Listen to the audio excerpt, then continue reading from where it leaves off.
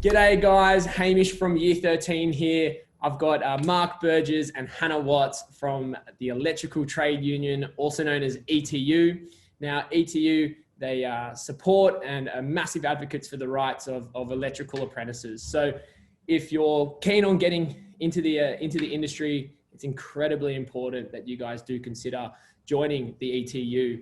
Now, Hannah, Mark, thank you guys for taking the time out today and to talk to me. How are you guys going? Awesome. Very good, mate. Very good. Awesome to hear. Now, Hannah, I know that you were the ETU 2020 Apprentice of the Year. Can you tell us a little bit more about your journey and you know how you got to where you are? Well, I started an apprenticeship. That was my first step. And on my very first day, I spoke to a union delegate and asked to join the ETU. I come from a union family, so it just made sense for me to join. And it was really good that I did, because the company that I went through tried to make me do all of my TAFE online, which when you're in a trade is probably not ideal. And I was living in Rockhampton, so a long way away from an actual college and teachers. Moved to Toowoomba, worked at the Toowoomba depot with rail, and me and a couple of other apprentices, us meddling kids, took on our employer and won the right to go to college face to face. So that definitely wouldn't have been possible without being an ETU member and having the support of our union behind us. And probably the biggest win to date so far for apprentices within Horizon. So yeah, that's a little bit of my story.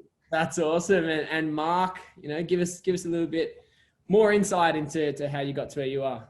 Yeah, sure. Thanks, Hamish. So originally I was a chef. So for all you aspiring people that are going into employment, there's no one way to go into a career, I suppose. But I was a chef for 15 years and then really was looking for a career change. So when I was 30 years of age, I did a mature age apprenticeship as an electrician.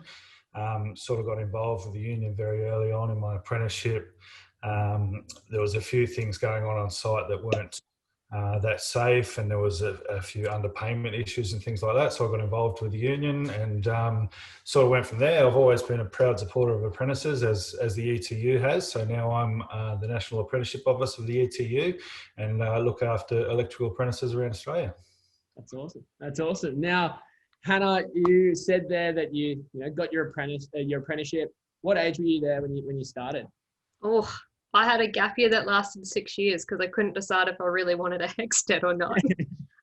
So I was 22 when I started my apprenticeship. And was it something that you were always in the back of your mind considering? No. So when I went to high school, being an academic person, they just, my school teachers, when we sat down and picked our subjects in year 11 and year 12, it was always just, your maths and your science and your social science. I was never encouraged towards a trade. So it wasn't until I had done a short course in Western Australia for mining and infrastructure. There was a small electrical component and I blitzed it, and the teacher said, "What are you doing? Go and do your pre-vocation or become a sparky." So I took the little nudge, and that was it. And you've been loving it ever since, I hope? Yeah, I'm a qualified electrician now and really enjoy where I work, and I'm loving the variety of work that I get to do. And, if I get sick of it, I'll just start my own business. How good is that? How good is that? Now, this question I'll ask to both of you, but Hannah first. Starting, an apprenticeship as a mature age, is that a daunting thing, or is it something that, you do encourage? Obviously, the earlier you get on board, the better, because you'll be a tradie before the mature age apprentices. But I didn't find it daunting in any way. I sort of had a little bit more life experience behind me. But I think it works either way. Yeah, awesome. And Mark, yourself, you got into it at 30. Was that daunting? It was daunting in the sense that at that age, I had 2 kids as well. I had a mortgage, so I guess dropping back to apprentice wages was a little bit daunting. But to be perfectly honest, I think it's probably a bit more daunting for school leavers coming into the trade. They're not familiar with how sites work. There's new concepts, new tools that they're not as aware. So I think it's probably more daunting for younger people. Yeah. And And in your previous work, being a chef, did you find many of those skills actually transferred across in becoming an electrician? I think work ethic certainly transfer across, communication skills, those kind of things. Some of those soft skills, but not so much the technical stuff. Yeah. I mean, they're completely different. So I'd hope not. Now, Hannah, you're a little bit closer to finishing school. What subjects were you studying, at school, and did any of them necessarily, translate into becoming an electrician? Oh, that's a good one. So my favorite subject when I was in high school was geography. And I guess learning how to read maps was one of the skills that we learned in geography, and which sort of correlates over, but not really. I did math A, so I mean, I did night shoots at college when I was doing my prevo so that I could catch up on all the Pythag and trigonometry, not to scare anybody off math, but triangles are your friends. But yeah, no, I wouldn't say anything I've really done except for legal studies was something that transferred across and actually made my job easier because I had a sort of foundation knowledge there. And was there anything else at school, just in general, that you learned that you still use now? I'm not really sure. No? Communication, probably. I like to talk to people. I learned that in school. Sure. And yeah, Mark, I was about to say, was there anything at school, that you studied or subjects that, carried over into becoming an electrician? So to become an electrician, it really is a science-based trade. So you need to have a fairly good aptitude for mathematics and physics with Ohm's law. And like Hannah said, triangles are your friend. So Pythagoras' theorem sort of helps as well, AC theory and that kind of thing. But yeah, certainly communication is one of the big things in my role anyway. Yeah, awesome. And what are some of the challenges that sorry, this is to you, Mark. What are some of the challenges that an apprentice might face when starting in the industry? So yeah, I mentioned briefly earlier, it can be a daunting experience. Your first day on the job, there's unfamiliar concepts and things like that going on. So that can be a challenge, but I always offer advice to apprentices, and that's ask as many questions as you can because you're there to learn. And the tradies will always, if you're keen, if you show up, if you're on time, then and you want to learn and you've got a willingness to, then they're going to teach you. But I mean, unfortunately, there's good and bad employers out there.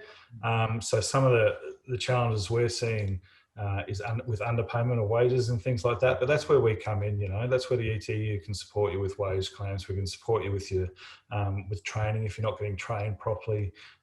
That kind of thing. So there are challenges, but there's nothing that can't be overcome with a bit of help from your union. Yeah, awesome. And Hannah, similar question, but I guess a different approach. Being a female, entering the industry, were there any sort of challenges there, starting your apprenticeship? I think the biggest one is the guys treating you how they would treat their daughters or their wives and stuff like that. Like, I'm your co-worker, I'm not your wife, I'm not your daughter. Just treat me like one of the other workers and we'll be fine. Yeah. And then getting shown where bathrooms are. It's so frustrating. Nobody tells you where the female bathrooms are because they don't use them. Yeah, are there male, female portaloos on site? It really depends. So I worked on one site and there was, up to 200 people there on any given day, and there was only one portaloo. So I was walking over to the Bunnings, which is 3 Ks away. So toilets are still a problem in the 21st century. And Hannah, would you recommend, young females getting into the industry, and, what is some advice that you could give? Yeah, right. So, I mean, we all hear about the gender pay gap, and being in a trade, you're sort of protected from that. Like, everybody's relatively even, depending on what industry you work in, obviously. So the guys I work beside, we're all paid relatively the same wages. Our super grows a lot faster than our females in the same age group. And you just get really good work-life balance being in a trade, especially I work for the government, so I have great work-life balance. It's fantastic. Obviously all negotiated through the union, our agreements that we work under. So if you can get on an EBA site, you're laughing. And what would you say is one of the most rewarding things about, being an apprentice? Ooh, that's a good one. I don't really. I think that every day, like I got to learn something new, and I knew that towards like the last year feels like it goes forever, even though it's only 1 year. But then when you're finished, it's like I know everything, but I actually don't know anything. You got so much learning to do even after you finish your apprenticeship, I think.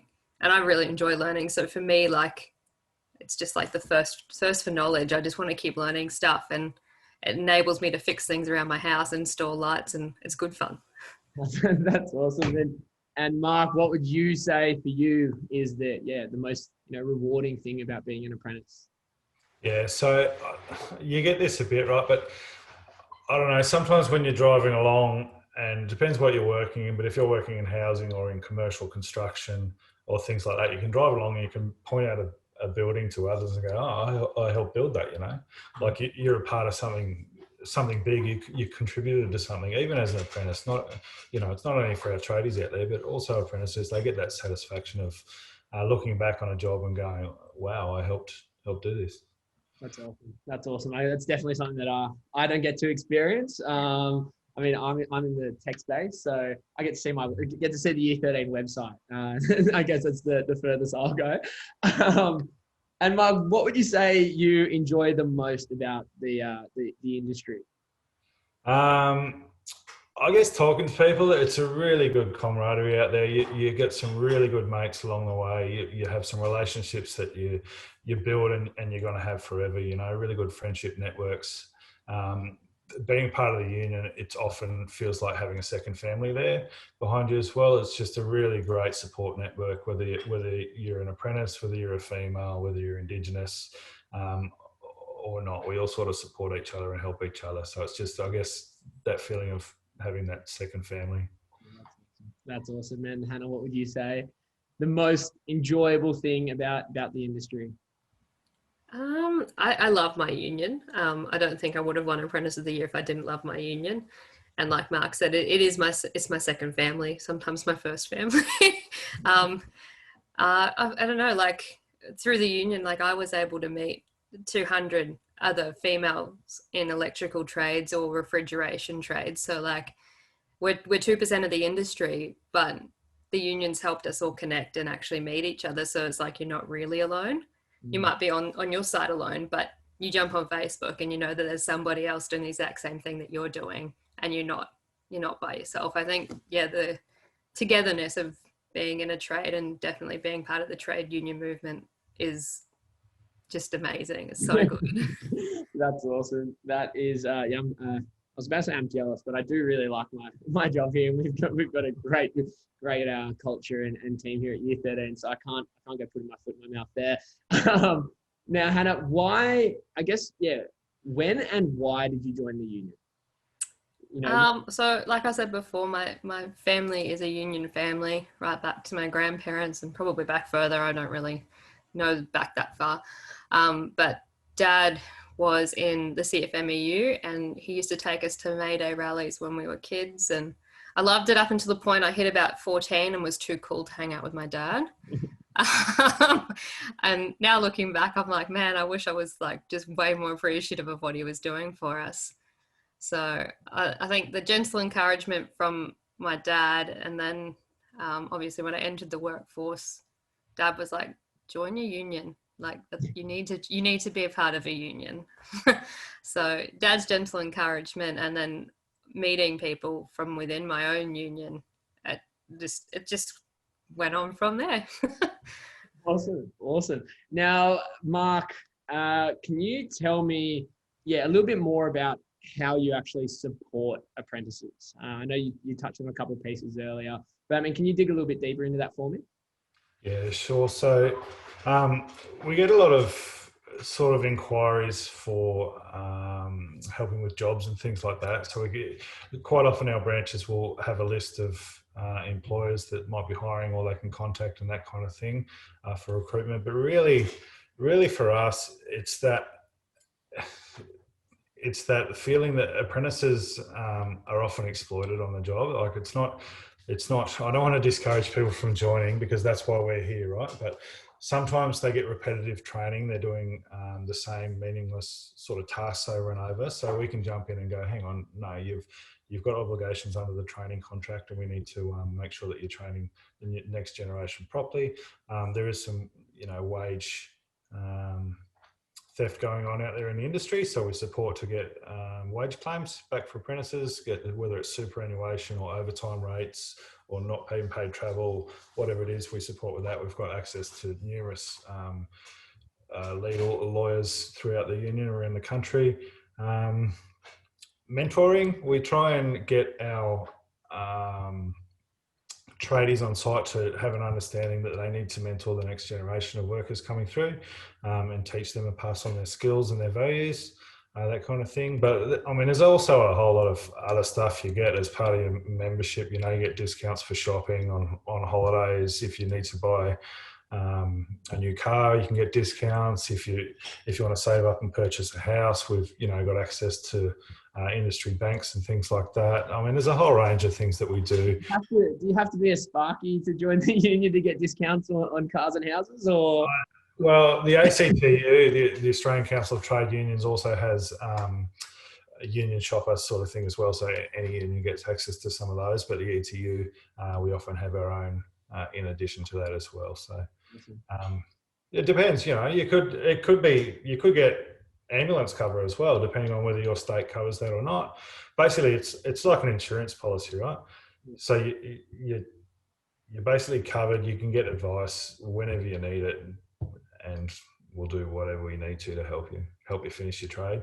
And how would a young person actually, be able to join the ETU? So they can do it through our website online, www.etunational.asn.au, or through get in touch with most sites will have a union delegate or something on it. If you're in a commercial construction site or in maintenance in government roles, they'll usually have a delegate which they can seek out and talk to, or else just Google the ETU in whatever branch you're in and get in contact with them.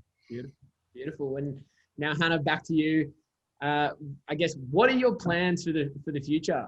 Do you think of, are you going to keep working for the man, or are you going to go start your own business? What's your plans? Well, I did threaten to take one of the organisers' jobs to look after apprentices in Queensland. But I feel like at the moment that could be biting off more than I can chew. At the moment, I really enjoy my job. Like I said, I enjoy learning, and I've been playing with a bit of fibre optics at the moment, which is really exciting stuff to play with. And if you stuff up, you take out all the CCTV cameras, as I found out on Friday. So I'm making mistakes to learn what to do. But I don't know, I haven't really planned much. My partner's an electrician, so we've talked about starting our own business as well. So it really could go either way. Awesome. And I was just going to ask you, Mark, with the ETU, is there some sort of, employment network, or is it more that the young person gets an apprenticeship and then comes to you guys? Yeah. So we're not really an employment network. We can help out and offer some advice and tips and that kind of thing, but usually it's the case where they find an apprenticeship first and then they'll come to us.